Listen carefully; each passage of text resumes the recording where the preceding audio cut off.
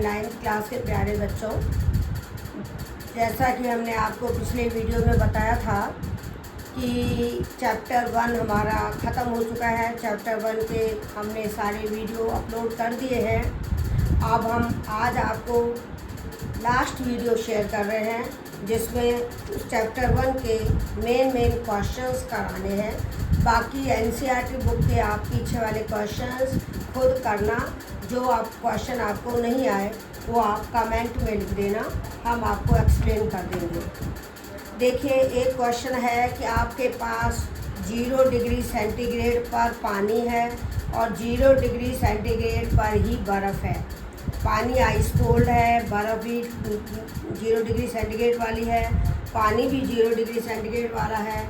और आपसे पूछा जाएगा कि इन दोनों में से ज़्यादा ठंडा कौन सा है, तो आप लिखेंगे बर्फ़ ज़्यादा ठंडी है, पानी कम ठंडा है। क्यों?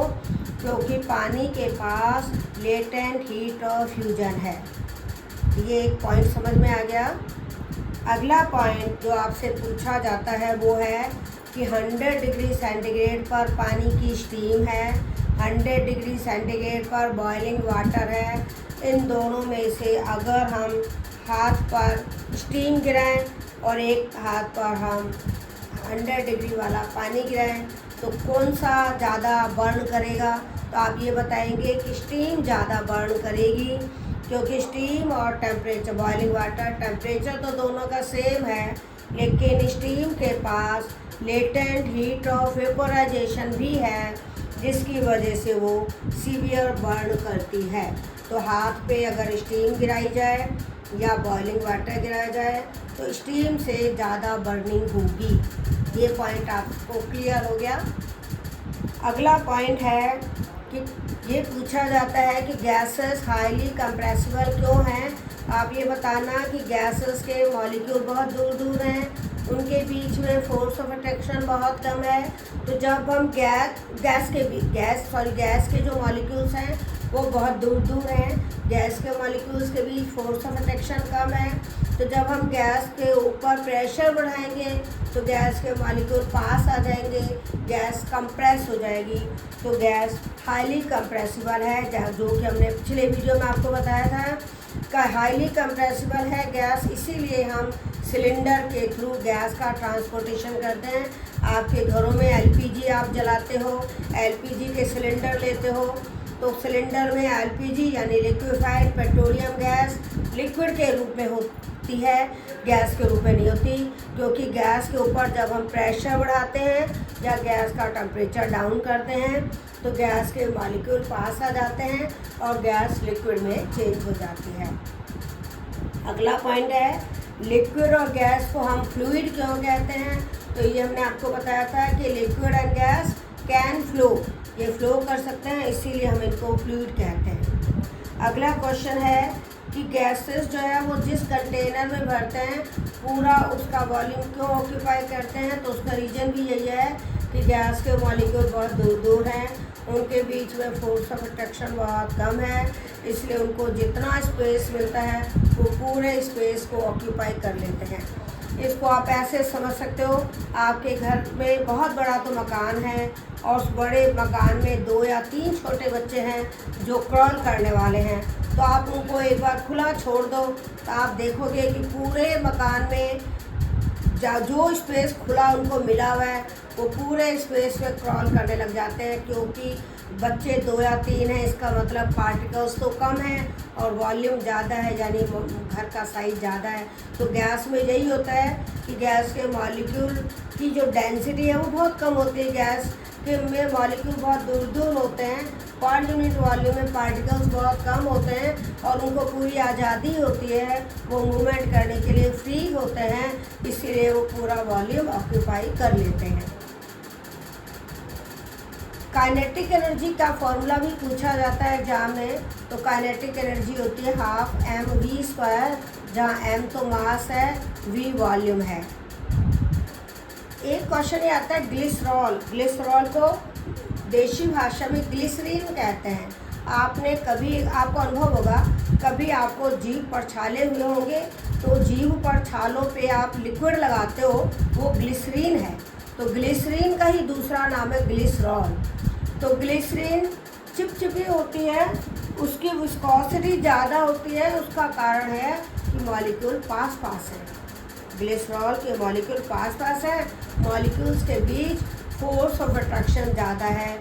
जो हाइड्रोजन बॉन्ड है, जो आप आगे की क्लास में पढ़ोगे, उस हाइड्रोजन बॉन्ड के कारण या फोर्स ऑफ अट्रैक्शन के कारण मॉलिक्यूल पास पास हैं, वो धीरे धीरे बहता है, उसकी विस्कोसिटी कम है। शहद होती है हनी, शहद का भी वही रीज़न है कि शहद भी गाढ़ी है क्योंकि फोर्स ऑफ अट्रैक्शन ज़्यादा है, वो भी धीरे बहती है, उसकी भी विस्कोसिटी ज़्यादा है। एक क्वेश्चन आता है सप्लीमेंट्री कंपाउंड क्या होते हैं।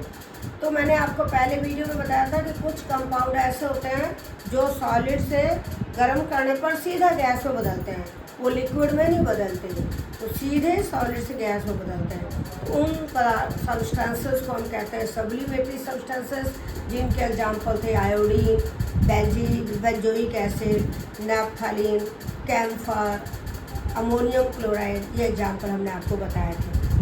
अगला पॉइंट आता है कि बॉइलिंग पॉइंट क्या है। बॉइलिंग पॉइंट क्या है? वह डेफिनेट टेम्परेचर जिस पर लिक्विड का वेपर प्रेशर 1 एटमॉस्फेयर के बराबर हो, एटमॉस्फेरिक प्रेशर के बराबर हो। जिस टेम्परेचर पर लिक्विड का वेपर प्रेशर एटमॉस्फेरिक प्रेशर के बराबर हो, उस टेम्परेचर को हम कहते हैं बॉइलिंग पॉइंट। ये हर लिक्विड के लिए निश्चित होता है। पानी का 100 डिग्री सेंटीग्रेड पर जो वेपर प्रेशर है वो 1 एटमॉस्फेयर होता है, तो पानी का बॉइलिंग पॉइंट 100 डिग्री सेंटीग्रेड है। एक पॉइंट आता है मेल्टिंग पॉइंट क्या है। तो मेल्टिंग पॉइंट सॉलिड के लिए लेते हैं, तो वह निश्चित टेम्परेचर जिस पर सॉलिड का वेपर प्रेशर उसके लिक्विड फेज के वेपर प्रेशर के बराबर होता है। यानी पानी है ना, उसका एक तो लिक्विड फेज है पानी और एक सॉलिड फेज है बर्फ़। जिस टेम्परेचर पर बर्फ़ और पानी का वेपर प्रेशर बराबर होगा, उस टेम्परेचर को हम कहते हैं फ्रीजिंग पॉइंट या मेल्टिंग पॉइंट, जो 0 डिग्री सेंटीग्रेड है। पानी का मेल्टिंग पॉइंट या फ्रीजिंग पॉइंट कितना है? 0 डिग्री सेंटीग्रेड। कैल्विन में लेते हैं तो 273 कैल्विन। अगला पॉइंट आता है लेटेंट हीट ऑफ वेपराइजेशन क्या है। तो 1 किलोग्राम आप लिक्विड लो, उसको वेपर में बदलने के लिए कब? जब बॉइलिंग पॉइंट होगा। वेपराइजेशन ध्यान रखना बॉइलिंग पॉइंट पर होता है, इवेपोरेशन होता है एट एनी टेम्परेचर। तो आपका लेटेंट हीट ऑफ वेपराइजेशन पूछा है, तो आप क्या बताएंगे कि बॉइलिंग पॉइंट पर 1 किलोग्राम लिक्विड को वेपर में बदलने के लिए रिक्वायर्ड एनर्जी को लेटेंट हीट ऑफ वेपराइजेशन कहते हैं। जिससे टेम्परेचर नहीं बढ़ता लेकिन लिक्विड वेपर में बदलती है, लिक्विड के मॉलिक्यूल का फोर्स ऑफ अट्रैक्शन ओवरकम हो जाता है। अगला है लेटेंट हीट ऑफ फ्यूजन। इसको लेटेंट क्यों कहते हैं? क्योंकि मॉलिक्यूल में छिपी रहती है, इससे टेम्परेचर नहीं बढ़ता, उजागर नहीं होती, दिखती नहीं है। तो लेटेंट हीट ऑफ फ्यूजन है कि मेल्टिंग पॉइंट पर 1 किलोग्राम लिक्विड से सॉलिड बनाने के लिए या 1 किलोग्राम सॉलिड से लिक्विड बनाने के लिए, सॉलिड से लिक्विड बनता है तो फ्यूजन है, लिक्विड से सॉलिड बनता है तो फ्रीजिंग है। तो 1 किलो सॉलिड से लिक्विड बना, जितनी हीट चाहिए वो होगी लेटेंट हीट ऑफ फ्यूजन, वो भी छिपी रहेगी क्योंकि उससे भी टेम्परेचर नहीं बढ़ेगा, टेम्परेचर सेम रहेगा। एक क्वेश्चन आता है कि मटके में पानी ठंडा क्यों लगता है। वो हमने आपको बता दिया था कि मटके के सरफेस पोरस होती है, पोर्स में से पानी रिस का बाहर आता है, वो पानी लिक्विड से वेपर में बदलता है। उससे क्या होता है? लेटेंट हीट की रिक्वायरमेंट होती है, तो वो लेटेंट हीट मटके के पानी में से ली जाती है, तो मटके का पानी ठंडा होता है। हनी की डेंसिटी इंक से ज़्यादा होती है, इसका कारण वही है कि हनी के मॉलिक्यूल पास पास है जबकि इंक के मॉलिक्यूल दूर दूर है। हनी के मॉलिक्यूल्स के बीच फोर्स ऑफ अट्रैक्शन ज़्यादा है, इंक के मॉलिक्यूल्स के बीच फोर्स ऑफ अट्रैक्शन कम है, तो इंक की डेंसिटी तो कम है और हनी की डेंसिटी ज़्यादा है, और हनी की विस्कोसिटी भी ज़्यादा है इंक से। अगला पॉइंट ये पूछते हैं कि इवेपोरेशन और बॉइलिंग में क्या डिफरेंस है। ये हमने आपको पिछले वीडियो में भी बताया था, अभी भी बता देते हैं कि इवेपोरेशन एट एनी टेम्परेचर है, boiling at boiling point. Surface ये जो इवेपोरेशन है वो सरफेस फिनोमेना है, सरफेस से होता है। बॉइलिंग बल्क फिनोमेना है, बल्क से।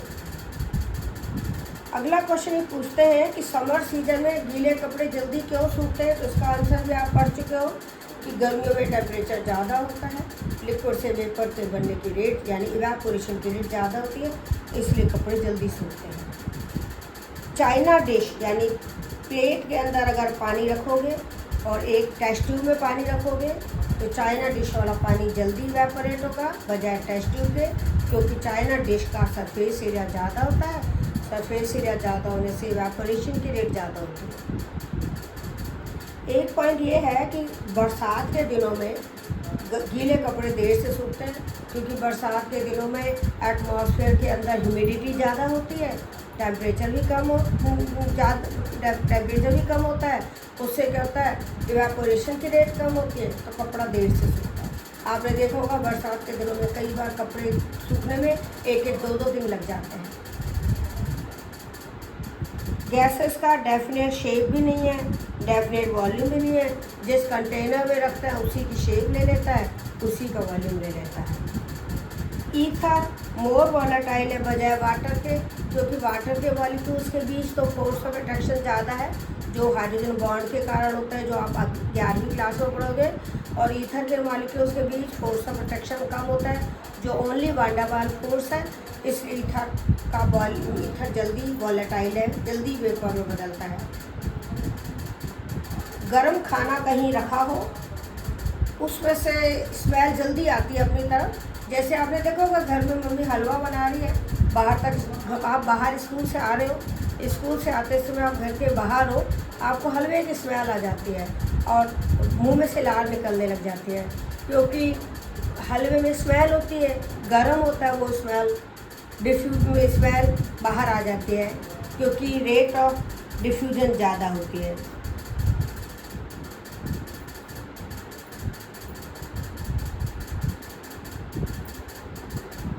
तो smell of hot seasoning food जल्दी आएगी बजाय कोल्ड फूड के। गैस लिक्विफाइड कैसे होती है, गैस का प्रेशर बढ़ाओ, टेम्परेचर कम करो तो गैस लिक्विफाई हो जाती है।